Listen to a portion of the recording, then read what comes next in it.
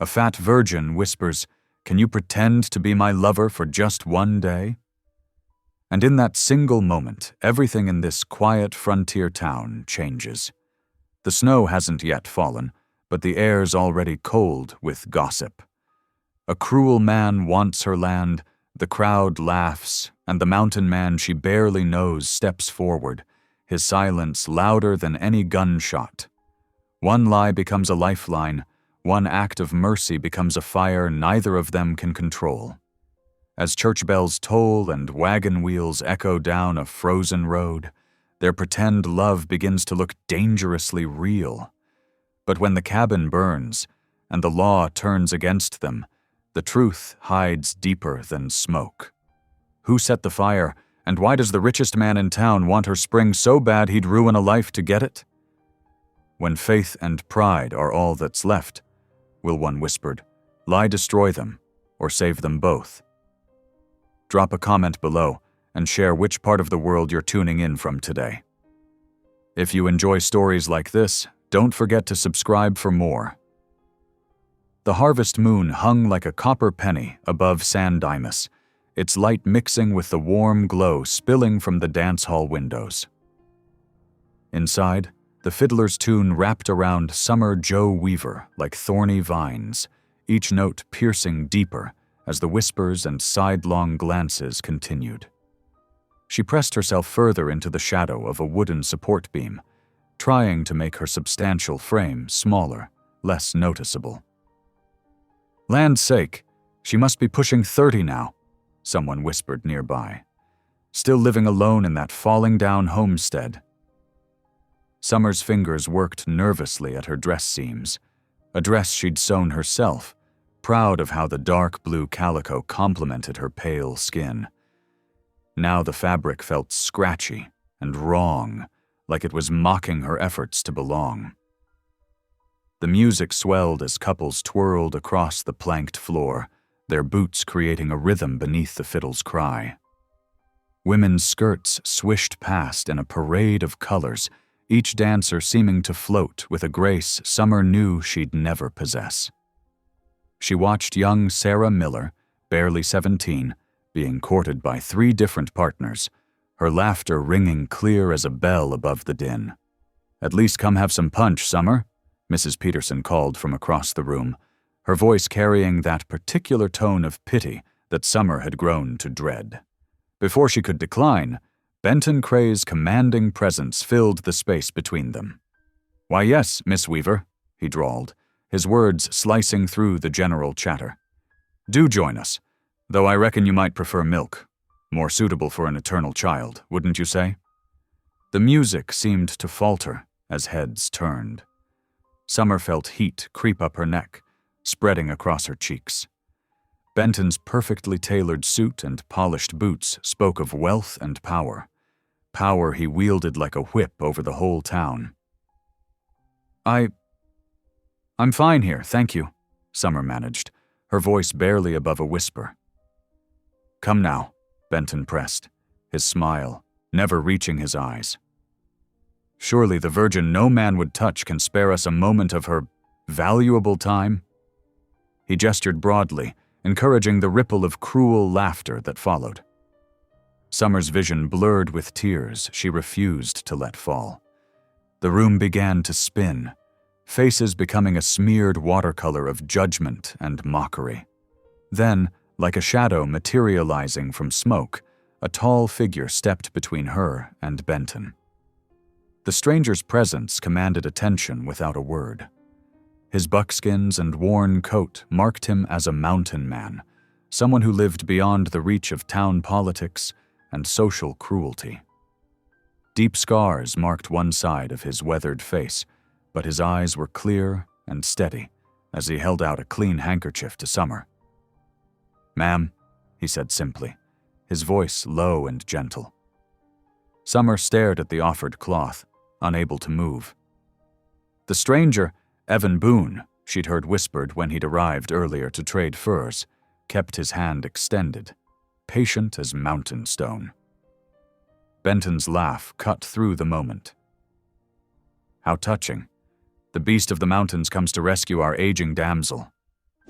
He stepped closer, the smell of expensive cologne making Summer's stomach turn.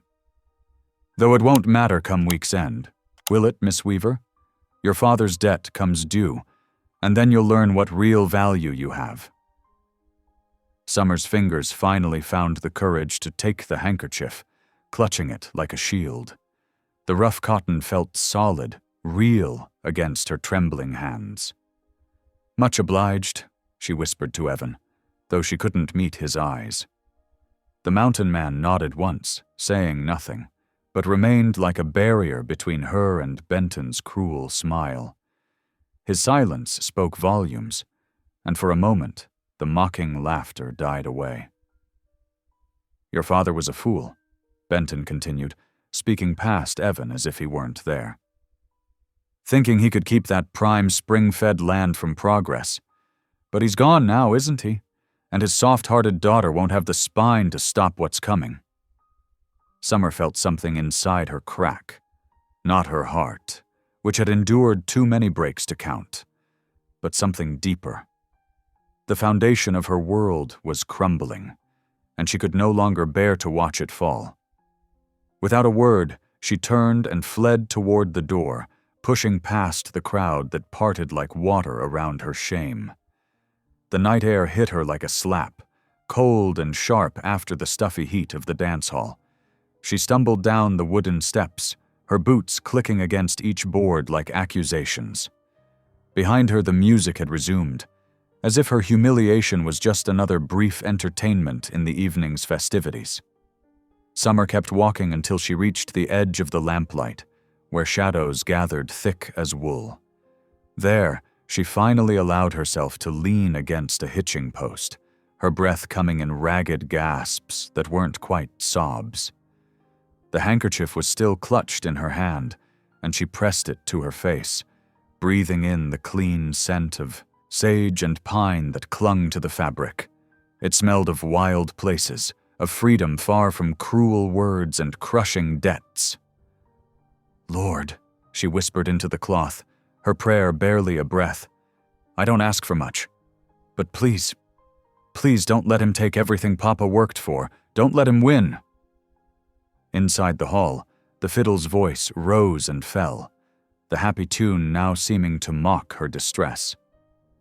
Summer lowered the handkerchief and stared at it in the dim light. Such a simple thing, this small act of kindness from a stranger. Yet it felt like the first real gesture of respect she'd known in longer than she could remember. From her lonely post at the edge of darkness, Summer could see through the dance hall windows. Evan Boone stood where she'd left him, his tall frame unmistakable even in shadow. He was watching the door, watching her, she realized, with an expression she couldn't quite read. For a moment, their eyes met across the distance, and Summer felt something shift in the cold autumn air. Then Benton's voice carried through an open window, sharp with authority. "Mark my words, that land and its water will belong to the railroad by month's end, and our dear Miss Weaver will learn that some debts can only be paid one way." Summer wrapped her arms around herself, feeling the bite of the night air through her carefully made dress. The homestead, her father's dream, her only inheritance, waited beyond the town's lights, its fate balanced on the edge of a week's time. Like the dance hall's warm glow, everything familiar and secure was slipping away, leaving her alone in the gathering dark. The music played on, couples whirling in their familiar patterns, while Summer stood apart from it all. The handkerchief in her hand was the only proof that someone, even for a moment, had seen her worth defending. She held on to it like a lifeline as the harvest moon continued its patient journey across the star-filled sky, counting down the hours until tomorrow would force her to face what came next. The morning sun cast long shadows across Summer's yard as she stepped out onto her worn porch. The autumn air bit through her shawl, but it wasn't the cold that made her stop short.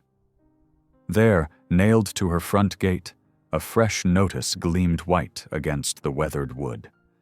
Her legs felt like lead as she crossed the yard. The paper fluttered in the breeze, each movement like a mocking wave. Summer's fingers trembled as she read the bold black letters. Foreclosure notice. Payment in full required by sundown wagon wheels creaked on the road beyond her fence. Mrs. Henderson, who'd known Summer since she was a child, drove past without a glance. Further down, Tom Peterson actually turned his head away as he rode by on his pinto mare. These were people who'd shared meals at her father's table, who'd celebrated harvests and weathered storms together. Now they looked through her as if she'd already vanished. Summer pressed her hand against the rough wood of the gate, feeling the splinters bite into her palm. The pain helped ground her, kept her from floating away on waves of panic. She had to do something. She couldn't just watch her world crumble without a fight. The walk into town felt longer than usual, each step heavy with dread. Her father's pocket watch, one of the few valuable things she had left, ticked against her hip, counting down the precious hours until sundown. The morning stage kicked up dust as it rattled past, and Summer pulled her shawl closer, trying to make herself smaller. She found Benton holding court outside the saloon, surrounded by his usual circle of sycophants. His tailored suit seemed to mock the working clothes of those around him, just as his lazy smile mocked her approach. "Well, well," he drawled, cutting off whatever story he'd been telling. "If it isn't our dear Miss Weaver, bright and early. Come to discuss terms?" Summer forced herself to stand straighter, though her voice came out softer than she'd intended. "Please, Mr. Cray. My father's land—" "Your father's land?"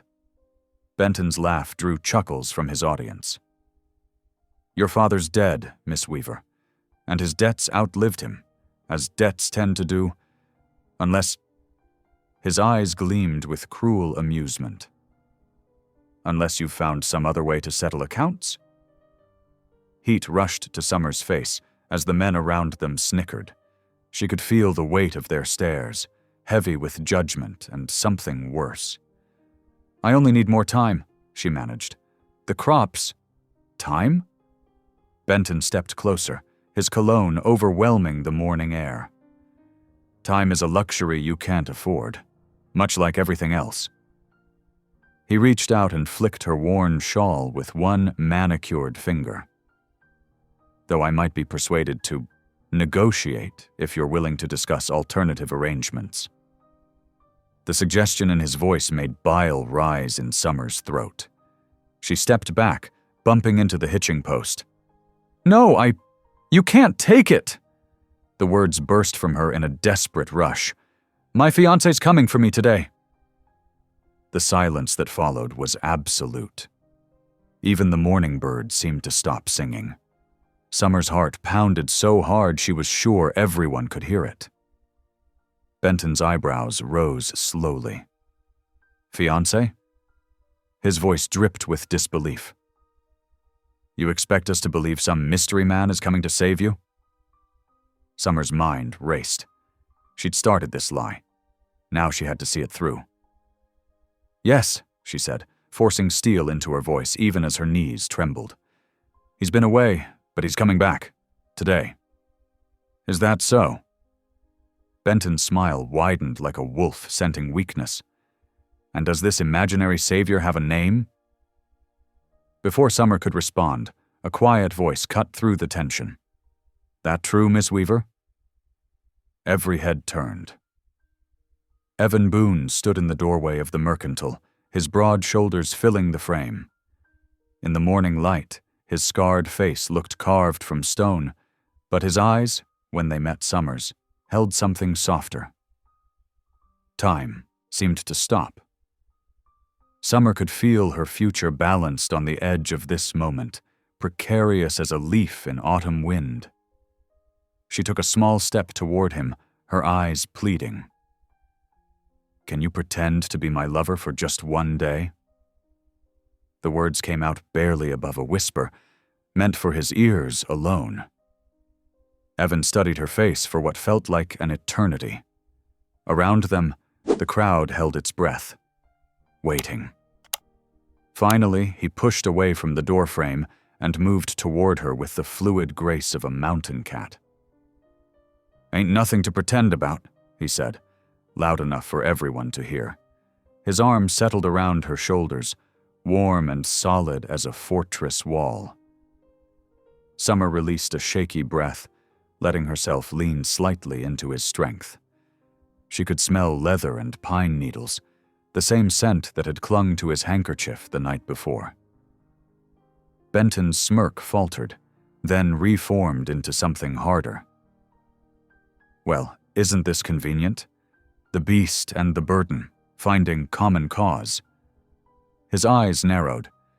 "Though I don't recall seeing any courtship. Strange in such a close-knit community."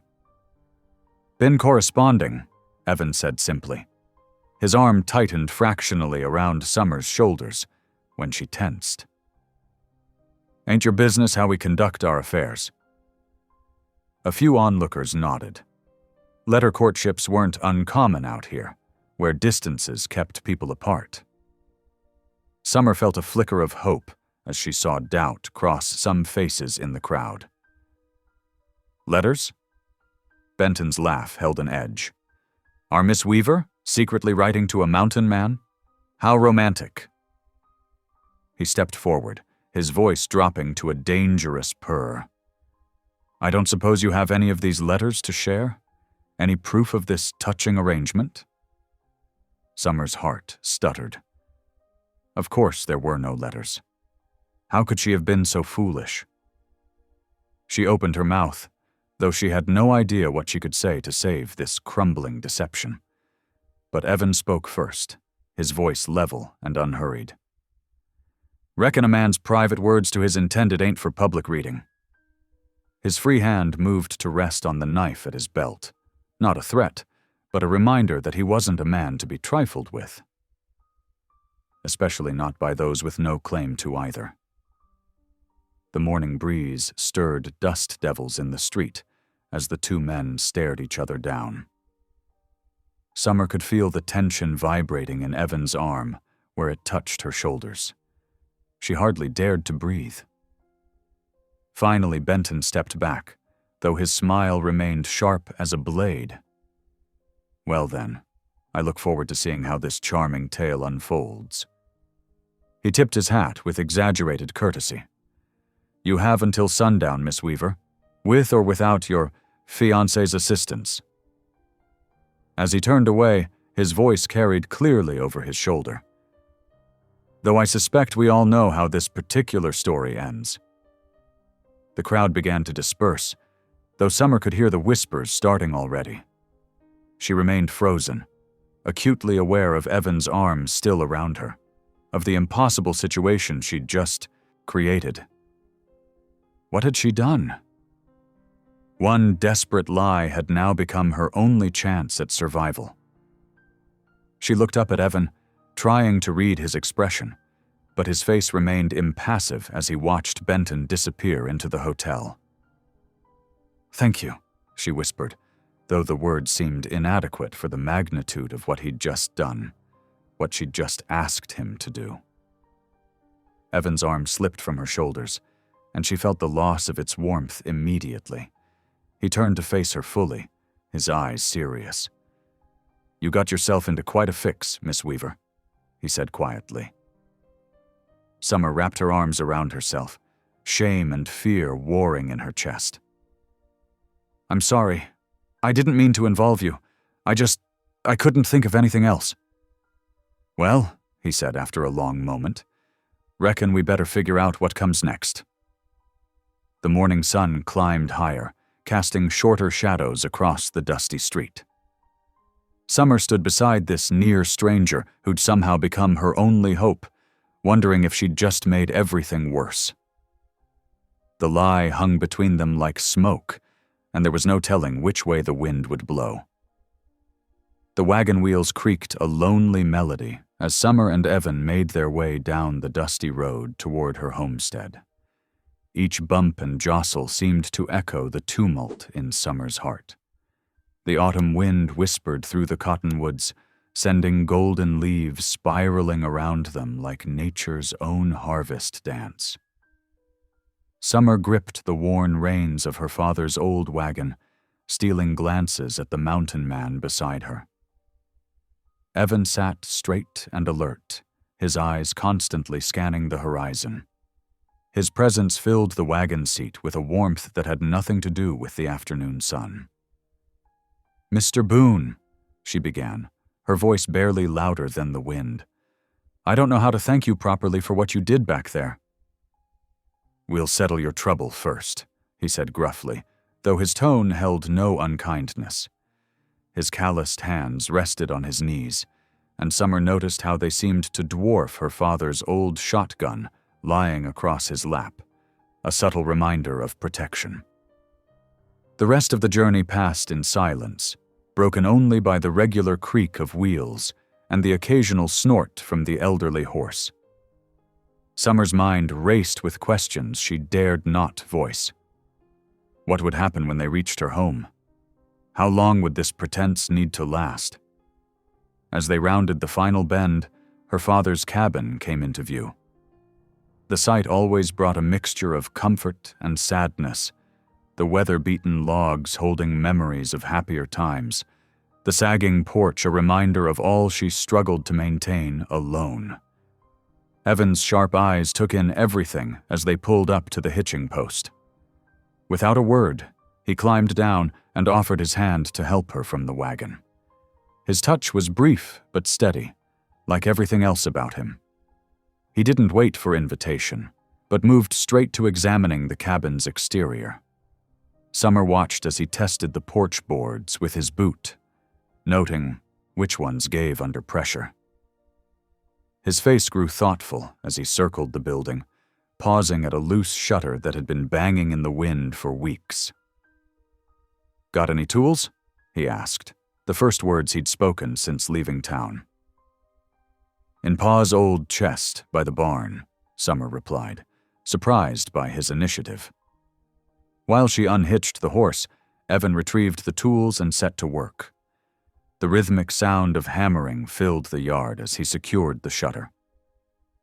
Summer led the horse to the barn, her heart beating an uncertain rhythm.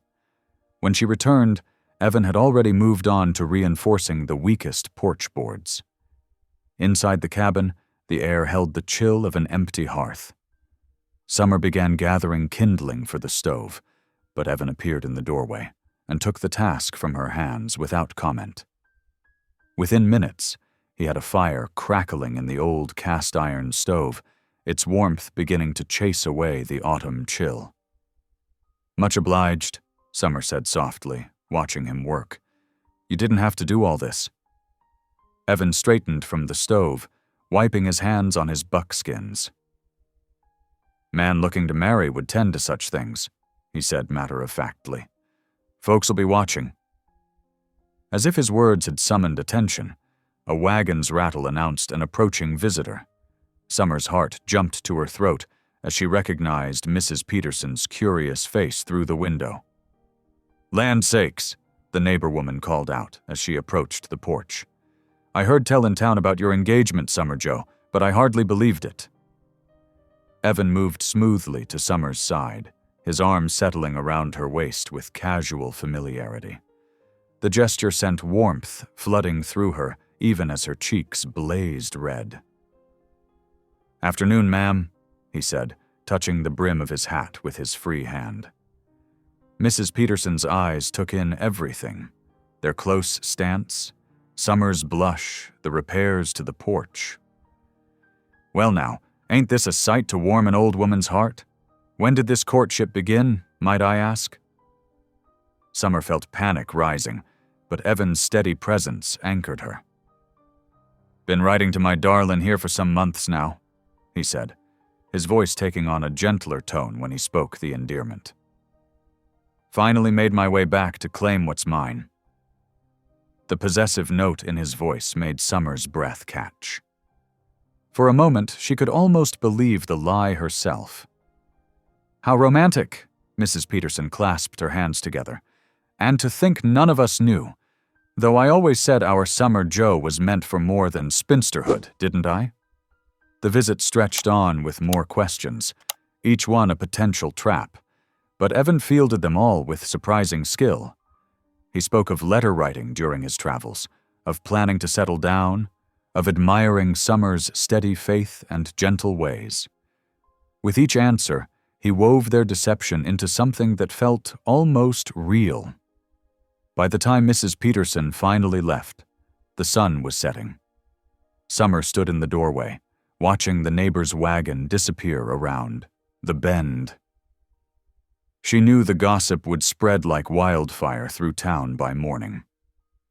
"Reckon I'll head out at first light," Evan said behind her. His voice returned to its usual gruffness. "Story's set now. You can say I had urgent business, went to settle affairs before the wedding." Summer turned to face him, fear clutching at her heart. "But Benton, ain't much more I can do here," he cut her off, though not unkindly. "Best if I move on." Later that night, after Evan had settled himself on the porch with his bedroll, Summer knelt beside her bed. The floorboards were hard against her knees, but she barely noticed as she poured out her heart in prayer. "Lord, give me strength," she whispered into clasped hands. "I know I was wrong to lie, but please help me face whatever comes. Help me be brave like Pa taught me. And thank you for sending Mr. Boone today, even if he leaves tomorrow. At least I knew what it felt like, just for a moment, to have someone stand beside me." Outside on the porch, Evan sat against the wall, his Winchester across his knees. The night wind carried Summer's whispered prayers to him, stirring memories he'd rather forget. Of another woman who'd prayed with such faith, who'd died while he was too far away to help. He tilted his head back, studying the stars scattered across the vast Colorado sky. The same stars he'd used for navigation countless times in the wilderness. The same stars his Sarah had loved to name on quiet evenings before the fever took her. The sound of Summer's prayers faded, replaced by the soft crying she was trying to hide. Evan's hands tightened on his rifle as emotions he'd thought long buried stirred in his chest. He couldn't save Sarah, couldn't change the past. But this woman, with her quiet dignity and desperate courage. "One more day," he murmured to the stars. "Just to make sure." The night deepened around him as he kept his vigil, the coyotes singing their lonely songs in the distance. In the cabin behind him, Summer finally fell silent, but Evan stayed awake, wondering why the thought of walking away from this troubled homestead left him feeling more lost than any mountain trail ever had. Dawn painted the Colorado sky in streaks of pink and gold as Evan stepped off the cabin's porch. His boots left dark prints in the morning dew as he walked the property line, studying the lay of the land with experienced eyes. Years of tracking and scouting had taught him to read terrain like others read books. The old barn caught his attention, not for its weathered boards or the patched roof, but for the unusually lush grass growing behind it. In the dry season, such growth meant only one thing: water. Following the telltale signs, Evan discovered a natural spring bubbling up from between moss-covered rocks. The water ran clear and strong, a silver thread disappearing into the earth. He crouched down, dipping his fingers into the cool flow. The nearby creek bed lay dusty and bare, yet this spring showed no signs of weakening. "That's why," he muttered, understanding dawning. "That's what Benton's really after." The sound of hoofbeats drew his attention. A rider approached from the east, silhouetted against the rising sun. Evan's hand moved instinctively to his rifle before he recognized the familiar figure of Henry Tall Elk. The Ute scout dismounted with fluid grace, leading his paint horse. His dark eyes took in the scene. Evan by the spring, the cabin in the distance, the tracks of his inspection around the property. Brother, Henry greeted him with a slight nod. The town speaks of your engagement. You know better, Evan replied, clasping his old friend's offered hand. Henry's expression remained serious. I know many things. I know railroad men have been watching this land. I know they speak with Benton Cray in secret. He gestured to the spring. I know they seek water for their iron horse. A feminine gasp made both men turn. Summer stood at the corner of the barn, a basket of feed corn forgotten in her arms. Her face had gone pale. Miss Weaver, Henry acknowledged her with formal courtesy. Your father was a good man. He helped my people when others would not. The railroad? Summer's voice trembled. Is that why Benton? He's gotten to the county clerk, Henry confirmed. Papers are being prepared. They will claim the spring was not listed in your father's deed. The basket slipped from Summer's hands, corn scattering across the ground. She swayed, and Evan moved quickly to steady her. Easy now, he murmured. His hands were gentle on her shoulders, though anger burned in his chest. We won't let them steal what's yours. Summer looked up at him, her eyes bright with unshed tears. We? Got myself mixed up in this now, Evan said gruffly. Might as well see it through. Henry watched their exchange with knowing eyes. I will help where I can. The old ones remember when this spring was sacred to my people. We did not write on paper, but our rights were clear. Evan nodded grimly. I'm heading into town. Need to see these papers for myself. He turned to Summer. Stay here. Henry will keep watch. The town was already bustling when Evan rode in. He tied his horse outside the county office and strode inside, ignoring the curious glances from passers-by. The clerk's desk stood empty. Voices from the saloon across the street caught his attention. Benton's laugh rang out, followed by the clink of glasses. Inside the saloon, Benton held court at his usual table. Several men gathered around him. The smell of whiskey hung heavy in the air despite the early hour. By week's end, gentlemen, Benton was saying, that spring will be railroad property. The company pays well for such assets. He raised his glass. To progress. Evan's jaw tightened as he watched from the doorway. Benton's eyes met his, and the hotel owner's smile turned sharp. Why, if it isn't the devoted fiancé, Benton called out. Come to celebrate? The Weaver girl's debt to me will be settled soon enough, one way or another. There's no debt, Evan said quietly. Her father's mortgage was paid. Benton's smile never wavered. Proof burned with the county house 3 years ago. Convenient, wasn't it? But I have my copies safe and sound. The threat was clear. Evan turned and walked out, his spurs ringing against the wooden floor. He spent the rest of the day talking to townspeople, gathering what information he could. Few would speak openly, but their fearful glances told him enough. The sun was setting by the time he rode back to Summer's cabin. Henry's horse was gone, but a medicine pouch hung from the porch post, a sign of his protection. Summer had a lamp lit in the window and came out to meet him. You look tired, she said softly. There's stew keeping warm. Evan nodded his thanks, following her inside. The cabin felt different in the lamplight, warmer, more intimate. They ate in silence until Summer couldn't bear it anymore. Tell me, she pleaded. What did you learn? Evan set down his spoon, choosing his words carefully. The danger's worse than you knew. Benton's got papers, real or forged, doesn't matter. He's working with the railroad, and they want that spring bad enough to break laws getting it. Summer's hands twisted in her apron. What can we do? First thing is keeping you safe. Evan's voice was firm. I'll need to stay on longer, make folks believe our story while I work this out. But your trapping, pelts can wait. He looked at her steadily. Unless you'd rather I left? Summer shook her head quickly, hope and fear warring in her expression. "No, please. Stay." The lamplight cast soft shadows across her face, highlighting a strength she probably didn't know she possessed. Evan felt something shift in his chest, a protective instinct becoming something deeper, more personal. "Then I'll stay," he said simply. "We'll face this together." Outside, the wind picked up, rattling the newly fixed shutters.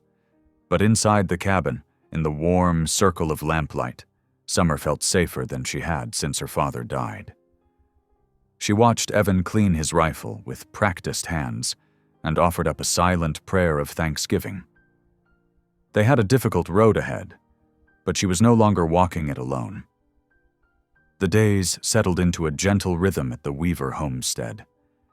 Each morning, Evan rose before dawn, moving quietly through his tasks while Summer prepared breakfast. The autumn air grew sharper, carrying winter's whispered promise on the wind. Evan worked steadily, his powerful shoulders moving in a familiar rhythm as he split logs for the woodpile. The steady thunk of the axe echoed across the yard, a sound that brought comfort to Summer as she scattered feed for her chickens. She paused to watch him work, admiring how the morning sun caught the silver at his temples.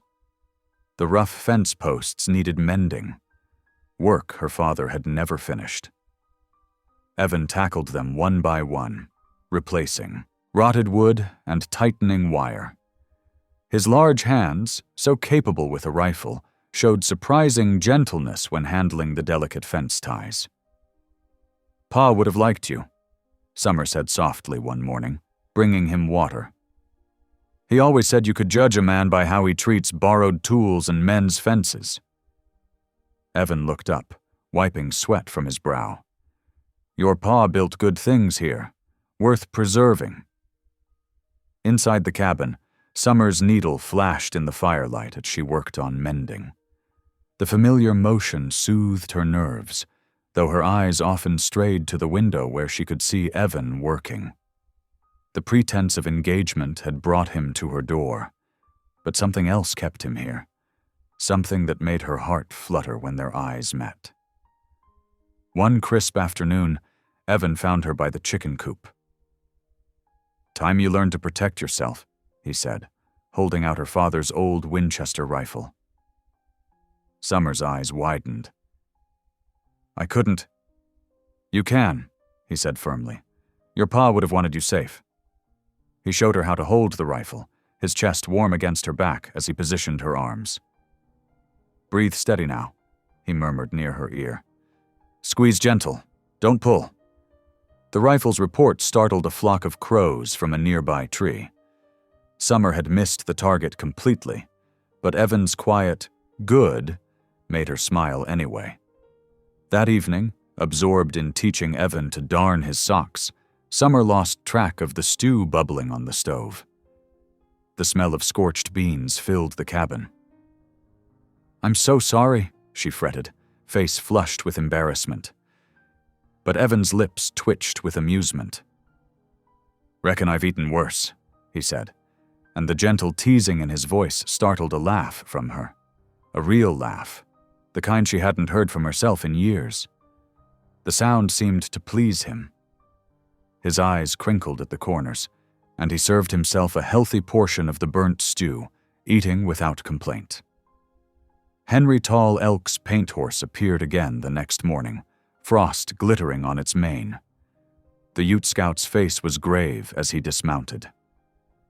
"Snow comes early this year," he warned, gesturing to the heavy clouds gathering over the mountains. "The signs are clear. The elk move down, the bears den early." His dark eyes met Evan's. "You must be prepared." Evan nodded, understanding the deeper warning. Winter would make them vulnerable, isolated. "Much obliged for the word, friend." That evening, sharing the last of his jerky and coffee, Evan grew quiet. The firelight cast dancing shadows on the cabin walls as Summer mended his shirt, her needle moving steadily. "Sarah," he said suddenly, his voice rough, My wife's name was Sarah. Summer's hand stilled, but she remained silent, letting him speak. Fever took her. 2 winters passed. I was away scouting. By the time I got back, he stared into the fire. Should have been there. Should have. His words trailed off, the old guilt heavy in his voice. Summer laid her mending aside and moved to sit closer to him. You can't carry that forever, she said softly. Fever comes quick sometimes. My ma went the same way. Evan's shoulders tensed, then slowly relaxed. First time I've spoken her name since the burial, he admitted. Feels right somehow telling you. Summer's heart ached for him. Thank you for trusting me with her memory. In the quiet that followed, Summer found herself speaking too. You know, before all this, no man ever showed me real kindness, she confessed, her voice barely above a whisper. They'd laugh or look away. Even the pastor's son used to call me names when we were young. Evan's hand found hers in the firelight, rough calluses gentle against her palm. He didn't speak, but his touch said enough. The next morning dawned clear and cold. Need flour, Summer announced, checking her stores, and salt, if we're to put up preserves for winter. I'll ride in with you, Evan said immediately, his protective instinct clear. They took the wagon into town together, Summer wearing her best shawl. The streets were busy with morning traffic, and heads turned as they passed. Summer heard the whispers, saw the pointed fingers, but for once they didn't sting. Evan helped her down from the wagon, his hands lingering at her waist. The gesture wasn't for show. No one was close enough to see, and that made Summer's cheeks flush warm. Inside the mercantile, they moved together naturally, Evan reaching for items on high shelves, while Summer calculated their costs. The storekeeper's wife watched them with obvious curiosity. You two set a date yet? She asked, measuring out flour. When spring comes, Summer answered, the lie coming easier now. Evan's hand found the small of her back, steadying her. Outside on the boardwalk, Benton Cray stood smoking a cigar, his eyes hard as he watched them load their purchases. The sight of them together seemed to infuriate him, their easy companionship, the way Evan deferred to Summer's directions about where to store the flour sacks. Summer felt Benton's gaze like a physical thing, but Evan's presence beside her gave her courage. She straightened her spine and met Benton's stare directly for the first time in years. The hotel owner's face darkened with rage. Fear still fluttered in her chest, but pride bloomed alongside it. Pride in herself, in the quiet strength she was finding. As they drove home, the wagon wheels crunching through early frost, Summer realized she felt truly alive for the first time since her father's death. Evan guided the horses with sure hands, his shoulder warm against hers on the wagon seat. The pretense of engagement had brought them together, but what grew between them now felt real as the autumn wind on their faces, and sweet as the promise of spring. The general store's bell chimed as Evan stepped inside, leaving Summer to sort through their wagon. The familiar scents of coffee, leather, and tobacco filled the air as he nodded to old Samuel behind the counter. Need some lamp oil, Evan said, his voice gruff, and matches. Outside, Summer adjusted the flour sacks when a sharp grip on her arm made her gasp. Benton Cray's fingers dug into her flesh, his cologne overwhelming as he leaned close. Such a pretty little charade you're playing, he hissed, tobacco-stained breath hot against her ear. But we both know it's all lies, don't we? Summer tried to pull away, but his grip tightened. Her heart hammered against her ribs as she glanced towards the store windows. Let go of me, Mr. Cray. Sign over the land, he demanded, voice silky with menace.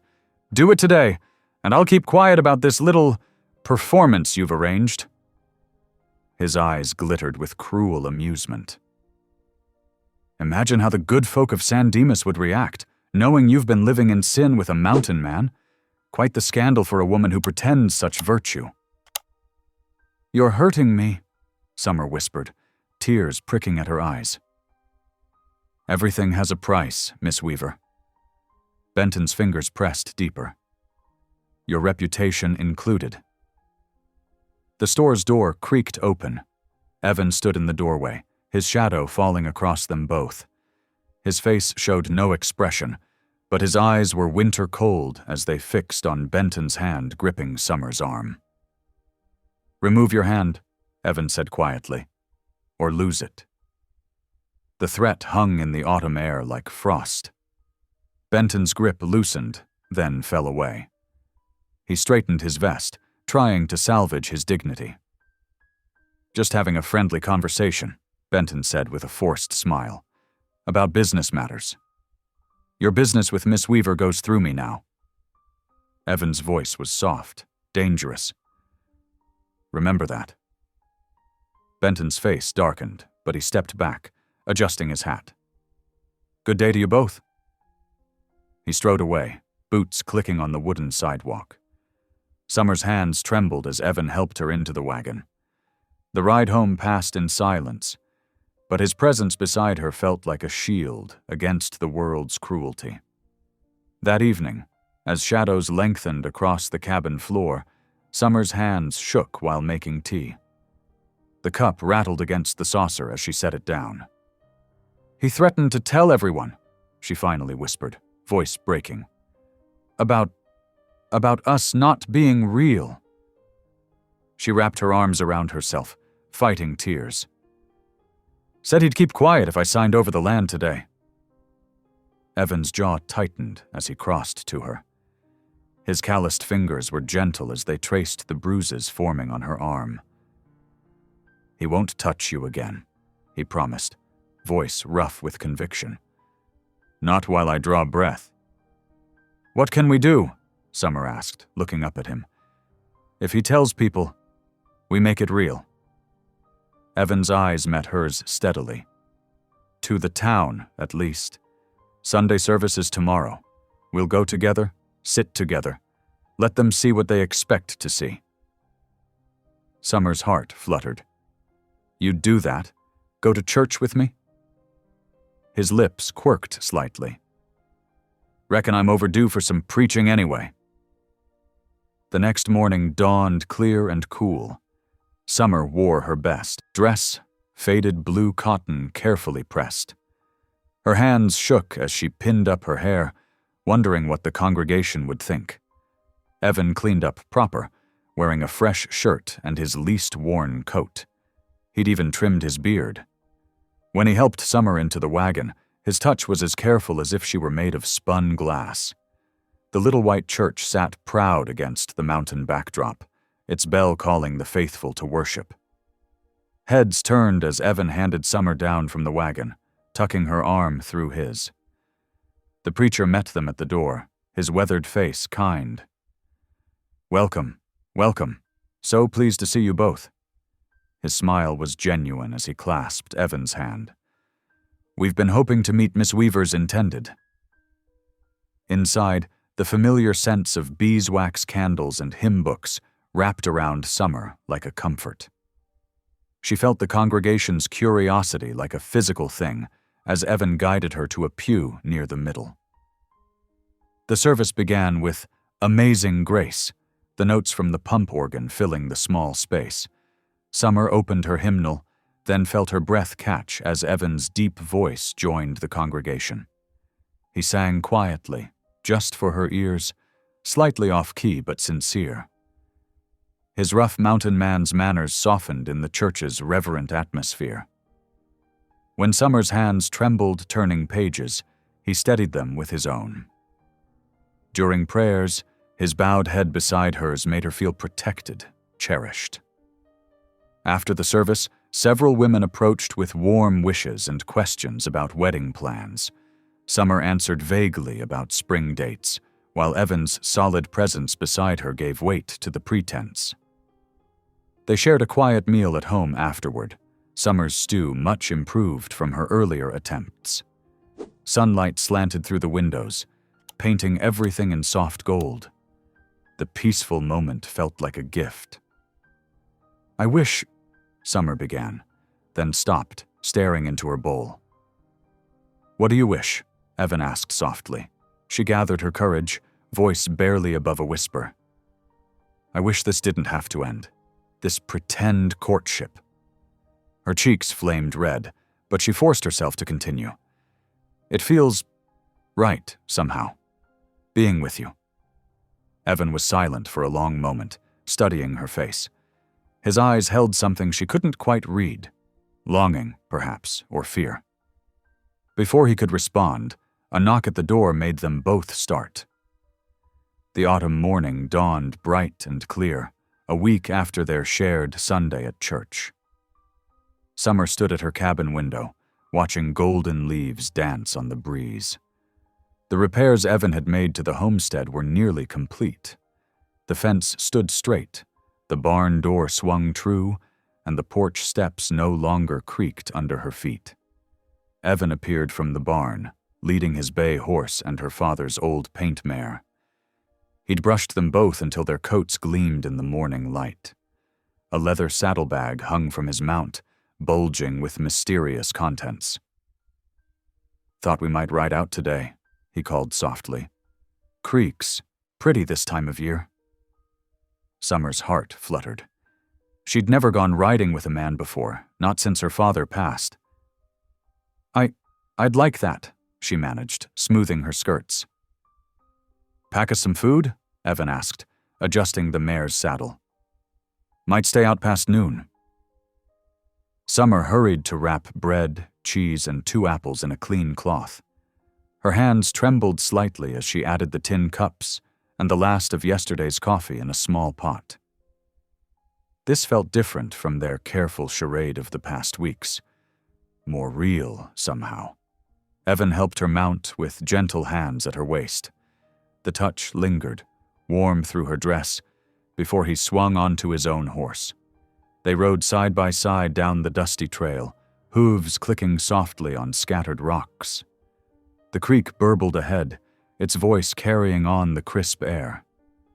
Summer watched leaves spiral down from the cottonwoods, creating golden patterns on the water's surface.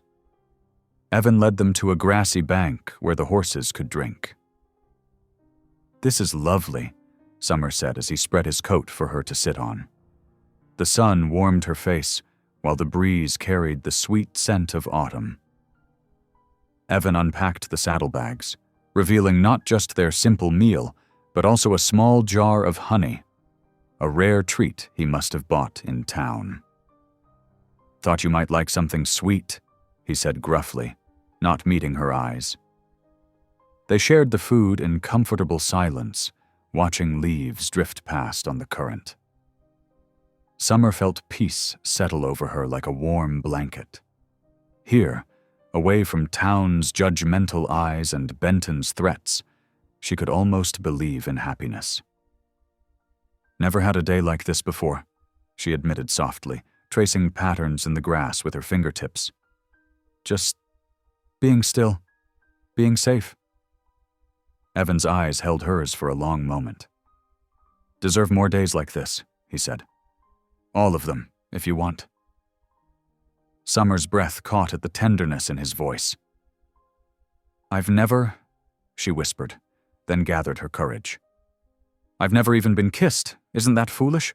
My age and never—" Evan shifted closer, his rough hand gentle as it cupped her cheek. "Not foolish," he murmured, just waiting for the right moment. His lips brushed hers, soft as a prayer. Summer's eyes fluttered closed as warmth bloomed in her chest. The kiss was pure, trembling with unspoken feelings. When he drew back, she felt tears on her cheeks. A hawk cried overhead, wheeling against the blue sky. They watched it glide on thermal currents, neither speaking as the moment stretched between them like spun sugar. Finally, Evan cleared his throat. "Been thinking," he said quietly. about staying, building something here. What would you build? Summer asked, heart racing. Horse ranch, maybe.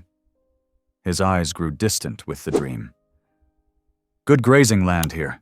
Could breed strong stock for the army contracts. Make a proper living. Summer smiled, drawing her knees up to her chest. I've had dreams too, she admitted. Silly ones, probably. Tell me. I've always wanted to open a school. The words rushed out, long-held secret finally voiced. So many children here with no learning, could teach reading, figures, maybe even some history. She ducked her head. Father always said education lifts the spirit. Ain't silly at all. Evan's voice was warm with approval. Town needs that. Needs you. They talked through the afternoon, sharing hopes they'd never dared voice before. The sun began its westward slide, painting the creek in amber light, before they finally packed up to head home. The ride back was peaceful, their horses ambling close together. Summer felt light, as if her heart might float right out of her chest. Even the sight of her modest cabin ahead couldn't dim the joy of the day.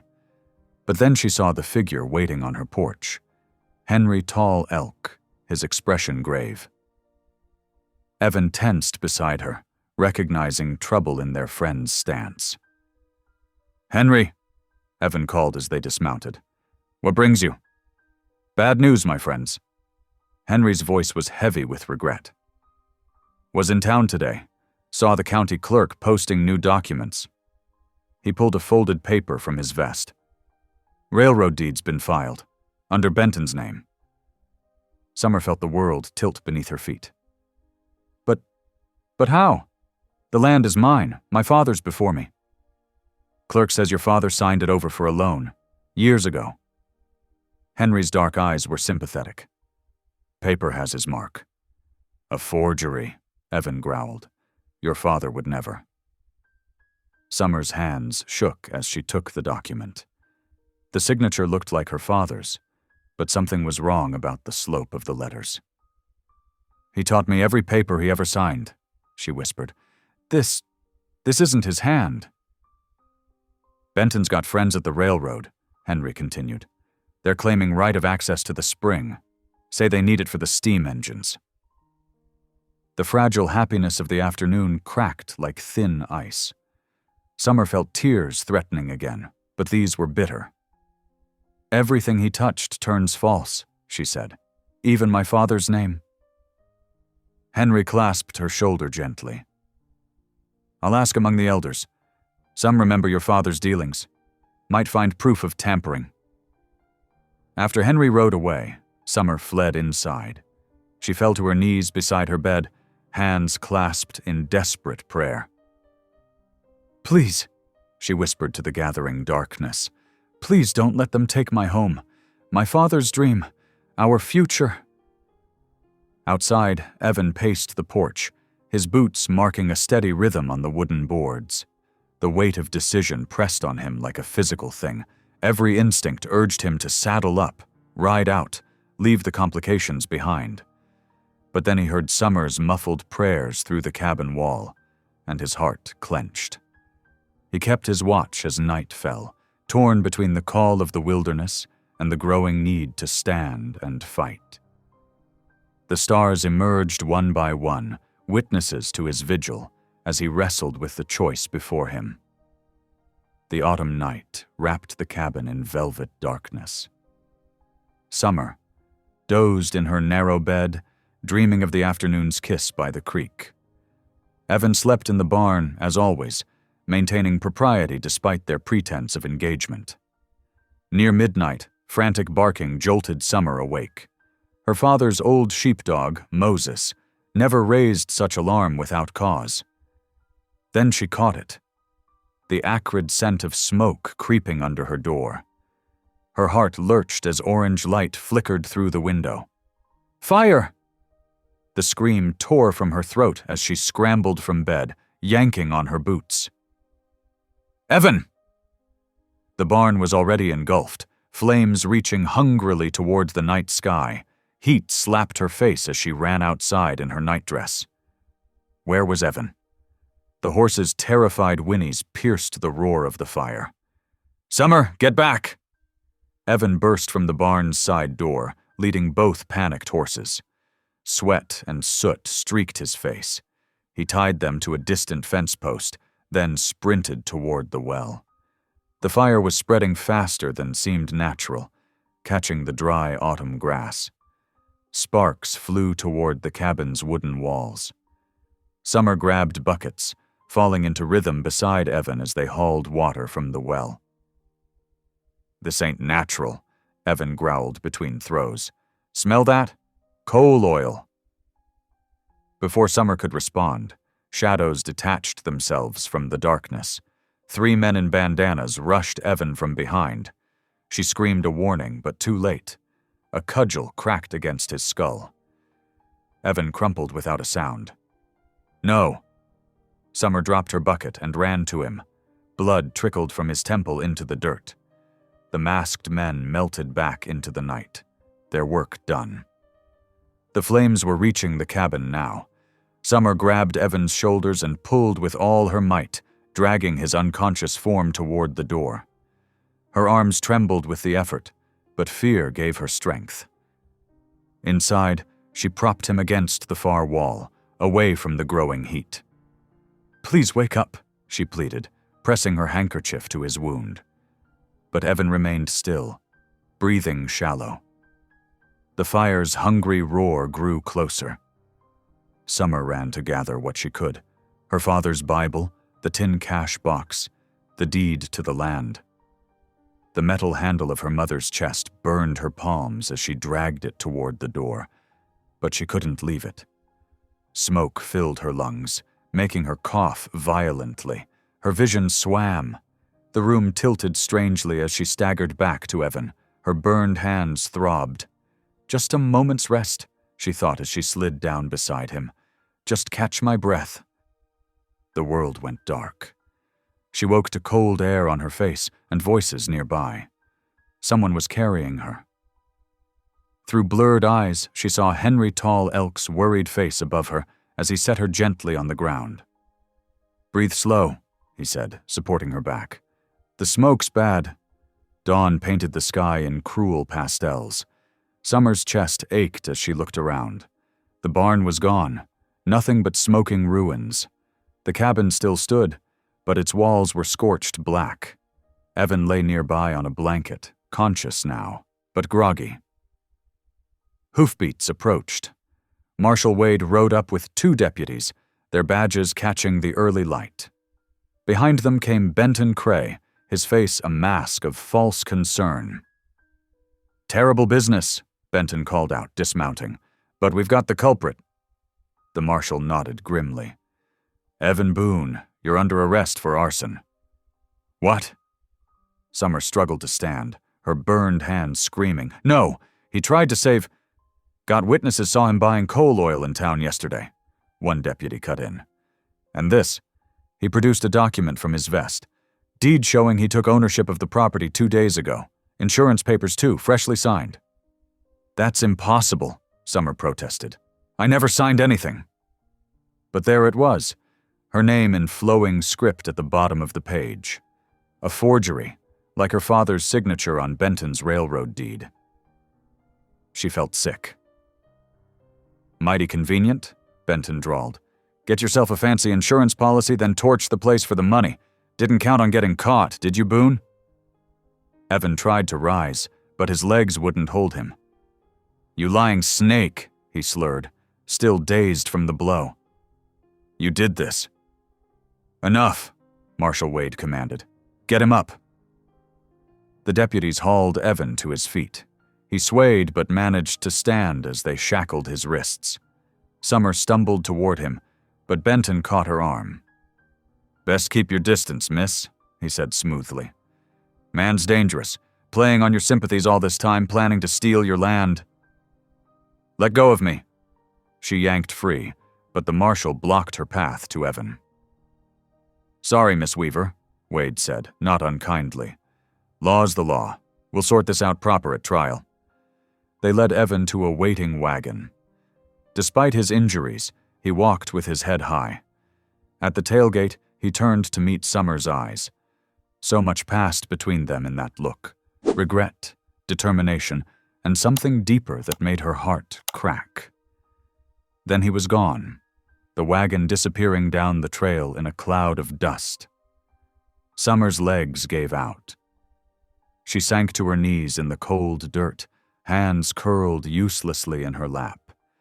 Everything they'd built, every sweet moment and shared dream, lay in ashes around her. Through tears, she saw Benton watching from his horse. His smile was cold as winter frost. He tipped his hat with exaggerated courtesy before turning away, leaving her alone with the ruins of her world. Henry knelt beside her, draping a blanket over her shoulders. "This isn't over," he murmured. "Truth has a way of coming to light." But Summer barely heard him. She stared down the empty trail where Evan had vanished, remembering his kiss by the creek just hours ago. How quickly happiness could burn away, leaving nothing but smoke and bitter dreams. The sun climbed higher, warming the frost-touched ground. Around her, the last wisps of smoke rose from the blackened barn timbers. The horses nickered softly from their place by the fence, while Moses whined and pressed against her side. But Summer remained on her knees, trapped between the ashes of yesterday and the cold uncertainty of tomorrow. Gray winter clouds rolled across the morning sky as Summer stood among the ruins of her home. The acrid smell of burned wood hung heavy in the air, mixing with the metallic hint of approaching snow. She wandered through what remained of the barn, ash crunching beneath her boots. Each step sent jolts of pain through her blistered hands, wrapped clumsily in strips torn from her petticoat. Moses, her father's old sheepdog, followed close at her heels, whining softly. The horses stamped nervously at their temporary picket line, steam rising from their backs in the cold air. Everything familiar had turned strange and hostile overnight. Near what used to be the barn door, Summer found her mother's silver thimble, blackened but intact. The sight of it broke something inside her. She sank to her knees in the soot, clutching the small token to her chest. Tears carved clean trails down her ash-smudged face. "Lord," she whispered, her voice rough from smoke, "I know I've sinned. The lie I told about Evan being my fiancé, I was just so tired of being invisible, of being the woman nobody wanted." She closed her eyes against fresh tears. "I couldn't bear another day of Benton's cruelty, of people looking through me like I wasn't there. But now my sin has brought trouble to an innocent man." The wind picked up, carrying the first scattered snowflakes. They melted as they touched her fevered skin. Summer opened her hands, wincing at the angry red blisters across her palms. "Please, Lord, give me strength. Show me how to make this right." "You already have strength," a quiet voice said behind her. "You just need to remember it." Summer turned to find Henry Tall Elk dismounting from his pinto horse. His dark eyes were kind but determined as he approached, boots silent in the ash. He carried a leather satchel over one shoulder. "Your father was a good man," Henry continued, helping her to her feet. "When others drove my people from their winter camps, he shared his pasture land. The Ute remember such kindness." "Thank you, Henry," Summer said softly. "But what can I do now? Benton has forged documents, false witnesses. Even the marshal believes his lies." Henry's expression hardened. "Papers can be forged. Truth cannot. Your father's original deed is filed with the Territory Office in Denver, and there are those who saw Benton's men buying coal oil yesterday, not Evan." He patted the satchel. "I've brought medicines for your hands, and news. The railroad survey maps show why Benton wants this land. The spring makes it perfect for a water station. worth thousands to the right buyer. Hope flickered in Summer's chest, fragile as a candle flame. But how can we prove any of this? Together, Henry said simply. My people will help. The old ones remember where the true boundaries lie, and there are honest men in town who've grown tired of Benton's greed. Summer looked at her scorched home, then down at her mother's thimble. She had spent so long making herself small, accepting cruelty as her due. But Evan had shown her kindness when he didn't have to. He had defended her honor, protected her home. Now he sat in jail because of her desperate lie. You're right, she said, straightening her shoulders despite the pain. I won't let fear win anymore.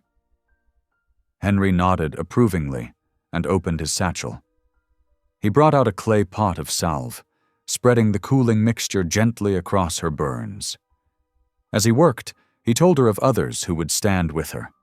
The station master who'd seen Benton's men that night. The telegraph operator who'd handled suspicious messages. While Henry wrapped clean bandages around her palms, Summer's mind began to clear. She would need proof, allies, and most of all, courage. The same quiet strength that had helped her survive years of mockery and loneliness would have to serve her now. Inside the cabin, she packed what little remained undamaged: a change of clothes, her father's Bible, the cash box, and precious deed copies. The thimble she tucked into her pocket, a reminder of all she fought to protect. The preacher's wife offered you shelter, Henry said as Summer emerged with her small bundle. I can take you there. But Summer shook her head. Thank you, but I need to walk, to think and pray. She smiled faintly. Besides, town isn't far. Henry studied her face, then nodded. I'll see to your animals and watch the property. Be careful. Benton has eyes everywhere. I'm not afraid anymore, Summer said, and meant it. She scratched Moses behind the ears. Stay, boy. Guard the house. The snow was falling steadily now as Summer started down the rutted road toward town. Each step felt like a small victory over fear. She thought of Evan in his cell, wounded and alone because he'd tried to help her. Her heart ached with a feeling she hadn't dared name before. In the jailhouse, Evan sat on his narrow cot, head throbbing where Benton's men had struck him. The cell was cold, but he barely noticed. His thoughts were fixed on Summer, her smile by the creek, her quiet strength, the trust in her eyes when she'd asked for his help. He'd meant to keep his distance, to guard his heart. Instead, he'd found himself drawn to her gentle spirit like a moth to flame. Evan? Preacher Davidson's voice broke through his brooding. The older man stood outside the cell, concern etched on his weathered face. How are you holding up, son? I'm fine, Evan said gruffly, then softened his tone. How is she? Summer's a stronger woman than most know, the preacher said. She hasn't given up. My wife's offered her a place to stay, and there are those in town working to uncover the truth. Evan nodded, throat tight. He'd sworn to protect her, and now she faced Benton's schemes alone. I should have seen it coming. Should have. Should-haves won't help now, Davidson interrupted kindly. What Summer needs is your faith in her, and in the Lord's guidance. The words struck home. Evan hadn't prayed properly since losing his wife years ago, but now, watching snow gather on the cell window, he found himself asking God to give Summer strength, to guide her steps and guard her heart. I love her, he said quietly, the admission surprising them both. Not just pretending anymore. The preacher smiled. Then trust in that love, and in He who gives us strength when we're weakest. He touched Evan's shoulder through the bars. Keep faith, son. The truth has a way of coming to light. After Davidson left, Evan remained deep in thought. The pain in his head seemed less important now. He remembered Summer's courage facing Benton's threats, her quiet joy sharing simple meals, her trust when he'd taught her to shoot. She'd awakened something in him he'd thought long dead. Hope. Outside the jailhouse, Summer paused in the swirling snow. Through the window, she could just make out Evan's figure in his cell. Her heart quickened at the sight of him, even as guilt twisted in her stomach. Their pretend engagement had started as a desperate lie, but somewhere along the way, truth had blossomed in its place. "I'll make this right," she whispered, touching the window's cold glass. "I promise." The preacher's wife met her at the parsonage door with warm embraces and hot tea. Summer's hands shook as she wrapped them around the cup, but her voice was steady as she shared what Henry had told her about the railroad plans and Benton's schemes. "You'll stay here as long as needed," Mrs. Davidson insisted, showing her to a small but cozy room. "We'll help however we can." Summer set her meager belongings on the bed, touching her mother's thimble for courage. Outside, the snow fell thicker, but she felt warmer than she had in days. She wasn't alone anymore.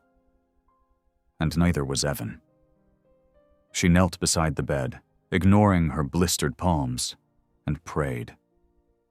Not for rescue this time, but for wisdom and strength to rescue herself, and the man who'd risked everything to help her. Tomorrow, she would begin gathering evidence. Tonight, she would rest and let hope take root where fear had lived for so long.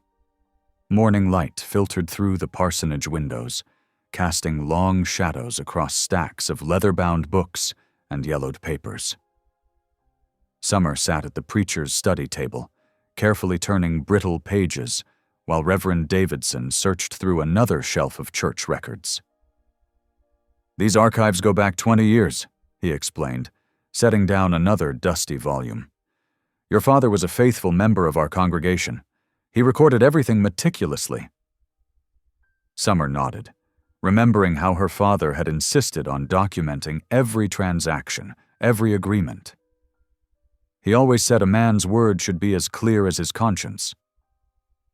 Her bandaged hands made the work slow, but she persisted, scanning each page for any mention of the spring. The morning ticked by, marked only by the soft rustle of paper and the occasional crackle of the study's small stove. "Here!" Summer's voice quivered with excitement. "Look at this, Reverend." Davidson adjusted his spectacles and leaned over the open book. The entry, dated 15 years prior, recorded church tithes for that season. Among the listings was a clear notation. James Weaver, 1 spring and adjoining acres, valued at $50, given in glory to God's work. "This proves Father owned the spring free and clear," Summer said, her heart beating faster. "He couldn't tithe what wasn't his to give." The preacher nodded slowly. "And if he recorded this tithe here, the original deed must have been filed properly with the county. Benton's forged papers wouldn't match the dates." "But how can we access the county archives?" Summer asked. "Benton has the clerk in his pocket." "The territorial office in Denver keeps copies of all major land grants," Davidson replied. "And I believe Henry Tall Elk might know someone who witnessed the original survey." As if summoned by his name, they heard hoofbeats outside. Henry had already mounted his horse when Summer reached the porch, his face set with determination. "I ride to speak with the elders," he said, adjusting his wool-lined coat against the bitter wind. "There are those who remember when the boundaries were first marked. Some still live in the winter camps." "Thank you, Henry," Summer said, touched by his loyalty. "Please be careful." He nodded, then reached into his saddlebag. "This is for Evan." He handed her a small, folded paper. "The guard owes me a favor. He'll let you pass it through." Summer clutched the note, watching Henry ride away until the falling snow swallowed his figure. Inside, she carefully added her own words below Henry's message. Hold faith. Truth lives. The afternoon found her at the jailhouse, steeling herself as she approached the guard. True to Henry's word, he allowed her to slip the note through without comment. Evan sat on his cot, a dark bruise still visible on his temple. His eyes lit up when he saw her, though he tried to hide it. "You shouldn't be here," he said gruffly, but moved closer to the bars. "I had to come," Summer replied. "We found something, Evan. A record of the spring in the church books, and Henry's gone to find witnesses among the Ute." Through the bars, she could see fresh cuts on his knuckles. "What happened?" "Benton's men came by last night, tried to convince me to sign a confession." His smile was grim. "I wasn't convinced." Summer's heart ached. She reached through the bars without thinking, her bandaged fingers brushing his wounded hand. The touch, brief as it was, sent warmth through her entire body. "I won't stop fighting," she whispered fiercely, "no matter what Benton tries." Evan's rough fingers closed gently over hers for a moment. Then he stepped back, his voice low and steady as he recited, "The Lord is my light and my salvation. Whom shall I fear? The Lord is the strength of my life. Of whom shall I be afraid?" "Psalm 27, Summer breathed, recognizing the verse. He nodded. "My wife used to say it in hard times. Reckon we could use some of that strength now." Later that evening, safe in her room at the parsonage, Summer copied the psalm carefully onto a scrap of paper. Her burns made writing difficult, but she persisted until every word was clear. The verse went into her coat pocket, a tangible reminder of faith and courage. Days passed slowly, marked by continued searches through records and anxious waiting for news from Henry. The snow piled deeper, turning the town into a maze of white drifts and gray shadows. Summer visited Evan when she could, though Benton's men often lingered nearby, watching. Each night, she read the psalm by candlelight, drawing strength from the words they now shared. Sometimes she thought she could still feel the warmth of his touch through the jail's cold bars, a reminder that she wasn't fighting alone anymore. Mrs. Davidson kept her busy with household tasks, perhaps sensing her need for distraction. They baked bread, mended clothes, and prayed together. The older woman never mentioned the pretend engagement that had started all this, but sometimes Summer caught her smiling knowingly when Evan's name came up. "Real love has a way of surprising us," was all she said one evening, patting Summer's hand. "It grows in the most unexpected gardens." Summer touched her coat pocket, feeling the folded psalm within. The verse had become her anchor, much like the thimble that reminded her of home. Between these treasures, and the growing evidence of her father's honest dealings, she felt her courage strengthen day by day. The snow continued falling, but Summer's heart stayed warm with purpose. Somewhere in the county archives lay the truth that would free Evan and save her land. And out in the white wilderness, Henry searched for those who remembered when justice was more than a price to be paid. She would not let fear win. Not anymore. The late afternoon sun cast long shadows across the parsonage yard when Henry's horse thundered back into town. Summer rushed outside, her heart pounding at his urgent return. Snow fell from his heavy coat as he dismounted. "I found them," Henry said, stamping his boots to ward off the cold. "The elders remember when your father's deed was filed. It wasn't here. It was registered in Pagosa Springs." "Pagosa?" Summer's spirits fell. "That's 2 days' ride in good weather." "And these ain't good days," Henry agreed, glancing at the heavy clouds. "But the deed would still be there. County records don't move." Summer squared her shoulders. "Then we must go. Now." Reverend Davidson emerged from his study, concern etched on his weathered face. Child, there's a storm coming. The passes will be treacherous. Every day Evan spends in that jail is one day closer to Benton winning, Summer replied. I won't let that happen. The preacher studied her face for a long moment, then nodded slowly. Take my mule cart. Old Jesse's sure-footed, and the cart has a canvas cover. Mary will pack you provisions.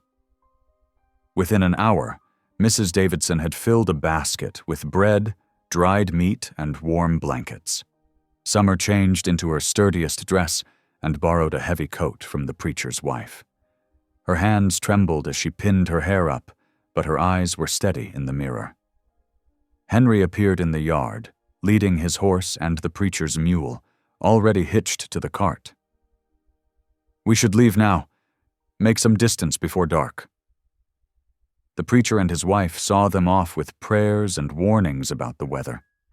Summer clutched her father's Bible close as they set out, the cart's wheels crunching through fresh snow.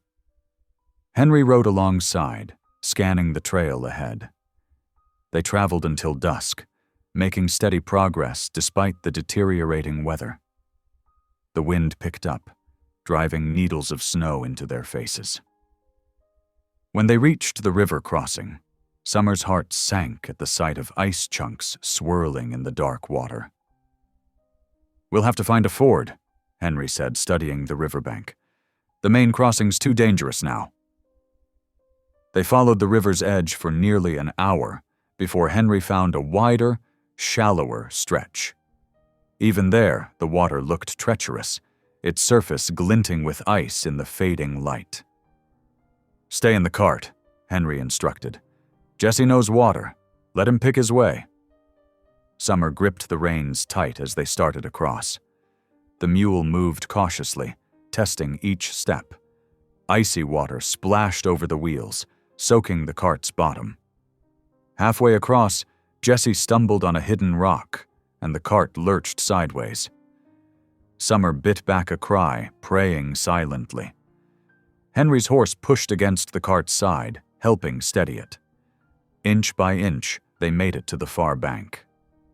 Summer's hands were numb from cold and tension, but they had crossed safely. There's an old line shack about a mile ahead, Henry said. We'll shelter there tonight. The abandoned cabin was little more than 4 walls and a roof, but it offered protection from the wind. Henry soon had a fire going in the crude stone fireplace, while Summer spread their blankets near the warmth. They shared a simple meal of bread and jerky, listening to the wind howl outside. Summer huddled close to the fire, her wet skirts steaming slightly as they dried. I keep thinking about Evan, she admitted softly. Locked in that cold cell while we're at least free to move. Henry stirred the fire thoughtfully. A man like Evan understands sacrifice. He's fought his own battles. I'm scared, Summer whispered. What if we can't find the deed? What if it's been destroyed? Being brave isn't about not being afraid, Henry said, his voice gentle. True courage is standing while afraid. Like a young tree in a storm. It bends, but it don't break. Summer touched the psalm in her pocket, drawing comfort from the familiar words. My father used to say something similar. He said fear was just a reminder to pray harder. They took turns keeping watch through the night, though Henry insisted Summer take the longer rest. She dozed fitfully, dreaming of Evan and burning barns and endless snow. Dawn brought clearer skies but bitter cold. They ate quickly and set out again, Henry breaking trail through fresh drifts. Summer's face stung from the wind, and her dress caught on the cart's rough boards, tearing at the hem. Still, she urged Jesse forward, focusing on each mile gained rather than the distance ahead. The second day's travel proved even harder than the first. The trail climbed into higher country, where the wind cut like a knife. Summer's hands grew raw from gripping the reins, and her face burned from cold and sun on snow. But each time her spirit flagged, she thought of Evan in his cell, of her father's honest name, of the truth waiting to be found. Henry proved an encouraging companion, pointing out landmarks and sharing stories of his people's winter travels. His quiet strength helped steady her resolve, especially when the trail became particularly challenging. Late in the second day, they crested a rise, and Henry pointed ahead. Pagosa Springs. Summer's heart leaped at the sight of buildings in the valley below. Smoke rose from chimneys, and even from this distance, she could see the steam rising from the hot springs that gave the town its name. They made their way down carefully, reaching the town as evening shadows lengthened. Henry found them rooms at a small boarding house run by a widow who clucked sympathetically at Summer's wind-burned face and torn dress. "The county office opens at dawn," Henry told her as they parted for the night. "Best try to rest." But sleep proved elusive. Summer spent hours preparing what she would say to the clerk, how she would explain her need. She prayed for clarity, for favor, for the miracle they so desperately needed. When false dawn finally painted the sky, she was already dressed and waiting. She had smoothed her hair as best she could and pinned her torn hem, though she knew she still looked trail-worn and desperate. The county office occupied the ground floor of a solid brick building near the town square. Summer stood before its heavy wooden door, watching her breath steam in the cold morning air. She touched the psalm in her pocket one last time, drew in a deep breath, and sent up a silent prayer. "Please, Lord," she whispered, "help me find what we need." The door's hinges creaked as she pushed it open, stepping into whatever fate awaited within. The county clerk's office smelled of dust and old paper. Summer's boots left muddy prints on the wooden floor as she followed the thin, spectacled clerk through towering shelves of leather-bound books. Her heart pounded with each volume he pulled, examined, and returned to its place. Land deeds from those years would be... The clerk's voice trailed off as he climbed a rickety ladder. "Ah, here. San Dimas, Township, 1872 through 75. Hours passed. Summer's neck ached from bending over yellowed pages. Henry stood patiently nearby, occasionally offering quiet words of encouragement. The morning sun climbed higher, casting long rectangles of light through the office's grimy windows. "Wait." Summer's hand trembled as she touched a page. "Here. My father's name." The clerk adjusted his spectacles, leaning closer. The document was written in careful script, the ink faded, but still legible. James Weaver's signature stretched bold across the bottom, followed by two more names, Reverend Thomas Blake and White Elk, a Ute elder who had often visited their homestead. "The church seal," Henry said softly, pointing to the faint red mark in the corner. "And White Elk's mark. I remember him making it. He was known for his honesty among both peoples." Summer pressed her hand to her mouth, tears spilling down her wind-burned cheeks. Here was the proof. Her father's honest claim to the land, witnessed and sealed in proper fashion. The spring was mentioned specifically in the property description, its boundaries carefully noted. The clerk cleared his throat. "This appears to be the original deed, properly filed and witnessed. I'll have to make you a certified copy." He paused, adjusting his spectacles again. "Though I should warn you, a man like Benton Cray won't give up easily. He'll contest it." "Let him," Summer whispered, touching her father's signature. "The truth is here." While the clerk prepared the copy, Henry stepped outside to check the weather. He returned with a grim expression. "Storm's getting worse. We should leave now if we want to make it back before dark tomorrow." Summer nodded, carefully tucking the certified copy into her father's Bible. They had barely reached the outskirts of town when sleet began to fall, coating everything in treacherous ice. The mule's hooves slipped on the steep trail, and Henry's horse picked its way carefully through gathering drifts.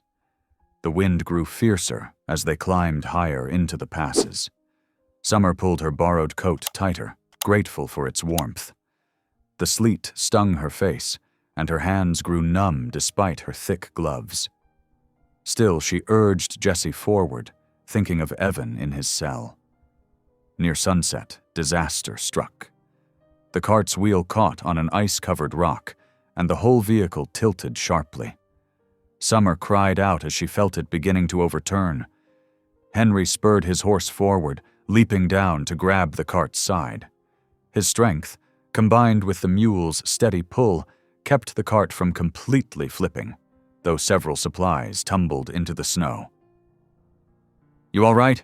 Henry called, his breath steaming in the cold air. Summer nodded, clutching her father's Bible.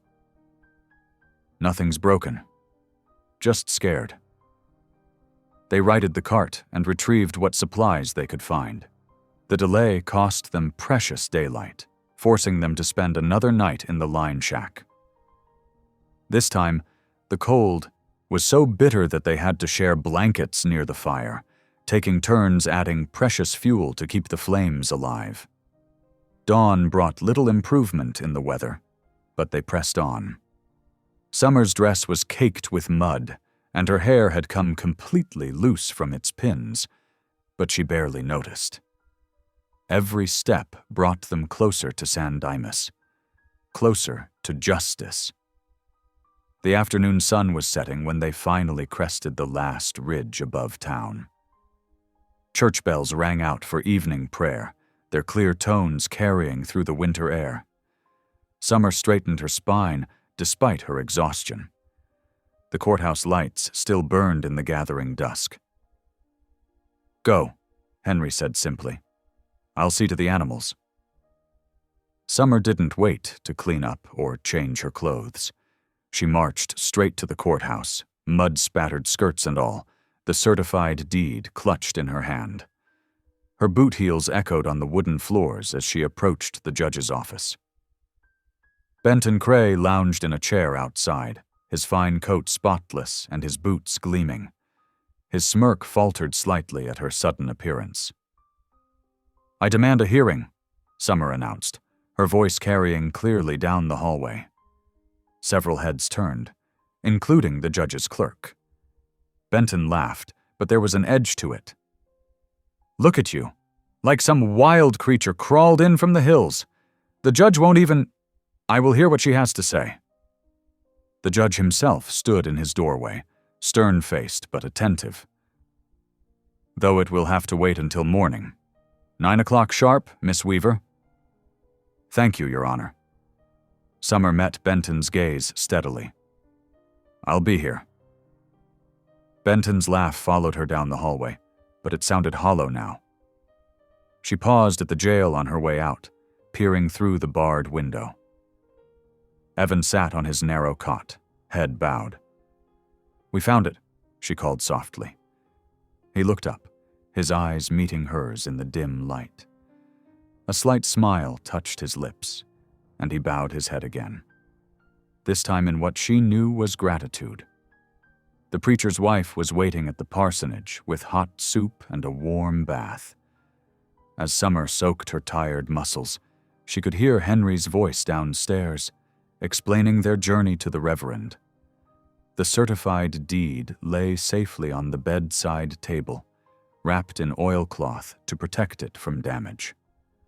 Tomorrow would bring its own battles, but tonight, Summer felt peace settle over her like a warm blanket. They had found the truth.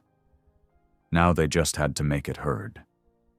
In his cell, Evan listened to the evening prayer bells fade into silence. His bruises still ached, but his heart was lighter than it had been in days. He had recognized the look in Summer's eyes. Not just triumph, but the quiet strength of a woman who had found her own courage at last. The courthouse buzzed with whispers as townspeople packed the wooden benches.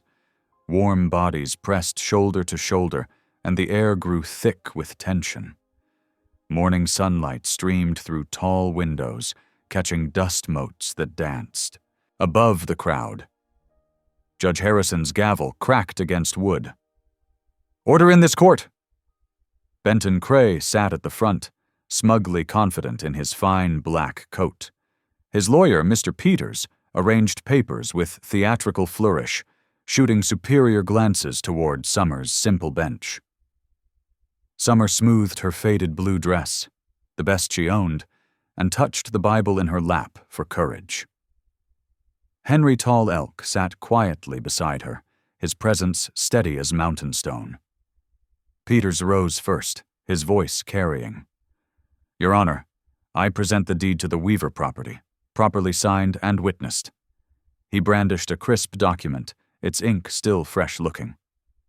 "As you can see, Miss Weaver willingly transferred ownership to my client." Summer's hands trembled, but her voice rang clear. "That's a lie, Your Honor. I have the true deed here."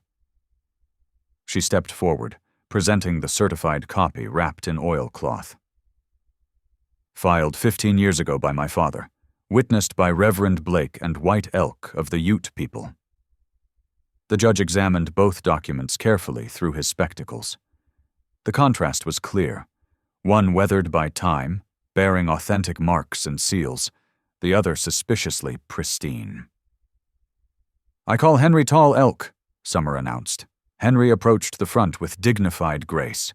He placed his hand on the Bible and swore his oath, then spoke in measured tones. "I knew White Elk well.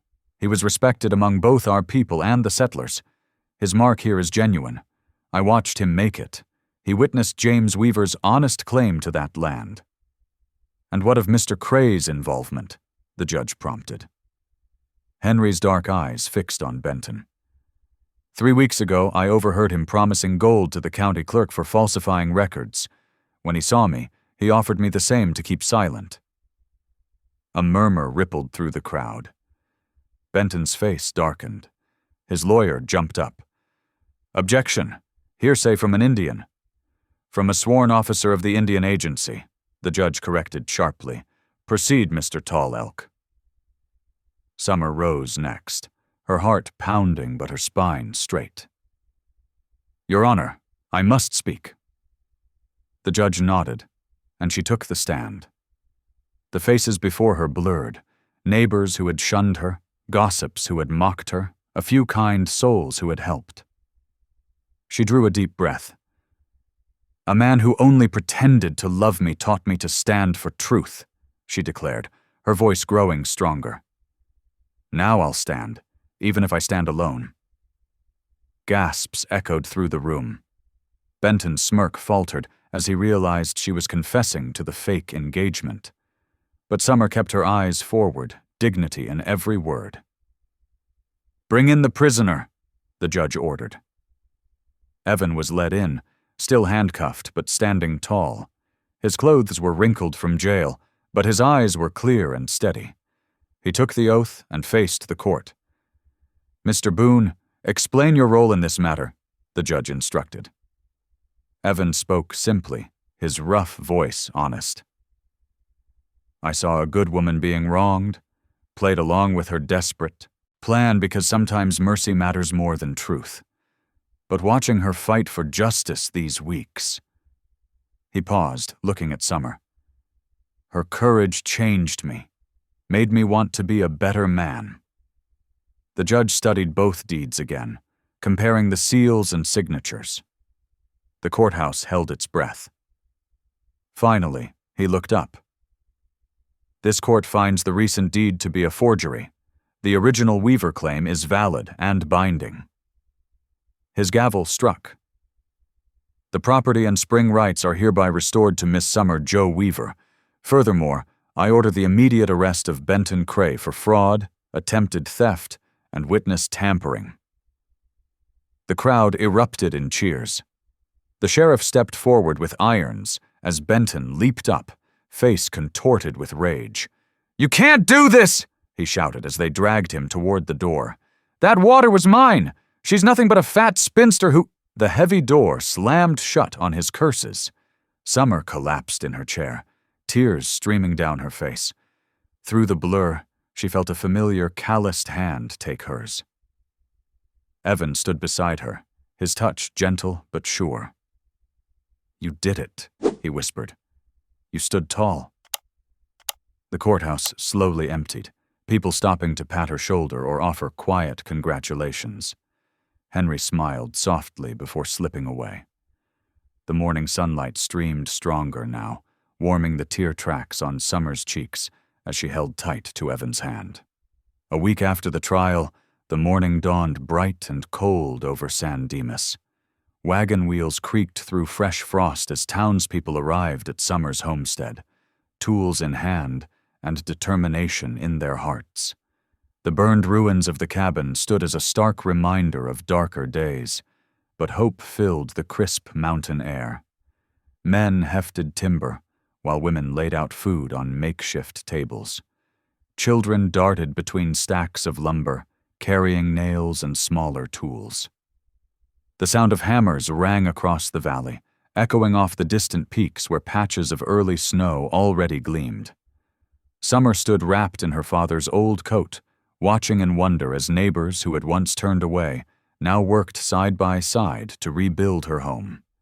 Martha from the mercantile arranged biscuits on a platter. Tom the blacksmith and his sons raised new roof beams. Even the marshal pitched in, perhaps trying to make amends for his earlier doubts.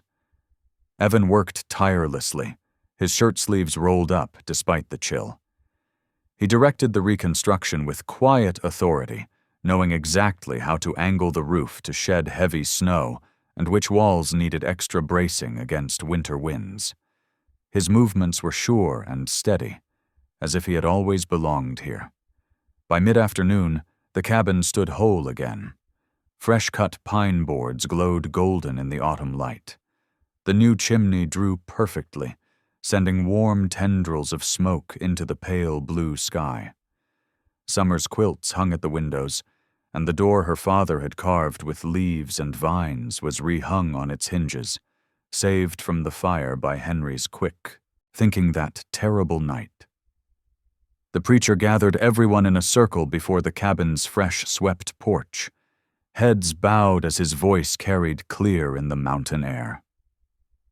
"Lord, we thank you for this day of renewal," he began, "for bringing this community together in your service, for showing us that love and justice still prevail. Bless this home and those who dwell within it. May it stand as a testament to your grace and the strength found in joining hands as neighbors. Amen." "Amen," the crowd echoed. Several women wiped tears from their eyes. Henry Tall Elk stepped forward then, his dark eyes warm with friendship. He had been instrumental in organizing the rebuild, calling in favors from both settlers and Ute families who remembered Summer's father's fairness. "The winter will be long," he said, "but you have shelter now, and good people nearby." He clasped Summer's hand briefly. "My people say that a home built with many hands carries many blessings." "I can never repay your kindness," Summer whispered, her voice thick with emotion. Henry smiled, the corners of his eyes crinkling. "Your father helped my family once, asking nothing in return. Now that debt is settled." He mounted his horse with fluid grace, raising one hand in farewell before turning toward the mountains that called him home. As the sun began its early winter descent, the townspeople gradually departed, leaving behind baskets of food and promises to visit soon.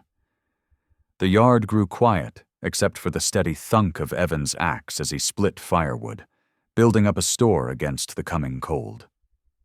Summer moved about the cabin, touching familiar things with new appreciation. Her mother's china cup, miraculously unbroken, her father's Bible on its shelf, fresh sewn curtains gifted by the minister's wife. Everything felt both old and new, like her own heart. When dusk painted the sky in deep purples and blues, she lit the lamp and set out a simple supper of bread, beans, and dried apple pie. The new hearth crackled warmly, its light dancing across the swept wooden floor. Evan came in quietly, bringing an armload of split wood and the crisp scent of approaching snow. They sat together at her father's table, the lamp casting a gentle glow between them. Steam rose from their cups like morning mist on the valley. Neither spoke for several moments, comfortable in the silence they had learned to share. Finally, Evan cleared his throat softly. His voice, when it came, was low and sure. "I'll stay, if you'll have me. Not out of duty, but out of want." Summer's heart skipped. She looked up to find his eyes steady on hers, full of warmth that had nothing to do with the fire's heat. A blush crept across her cheeks as she whispered, "Then maybe we can stop pretending." His calloused hand found hers across the table, strong fingers interlacing with gentle care. Together they bowed their heads in prayer, giving thanks for this moment, this shelter, this new beginning born from trial and trust. Beyond the window, the first heavy snowflakes began to fall, drifting past the lamplight like white feathers. The mountains disappeared one by one into the gathering dark, wrapping the valley in winter's hush. But inside, all was warm and bright, two shadows steady in the lamp's glow, two hearts finding harbor at last. The fire popped and settled, sending up a shower of sparks. Summer squeezed Evan's hand, feeling the quiet joy of belonging, of being truly seen. Together they watched the snow fall, no longer afraid of winter's long nights or the silence of the hills. They had found their way home. Thanks for tuning in. These stories remind us that life is more than headlines. It's about heartlines. Subscribe if you want more moments that make you pause, feel, and reflect.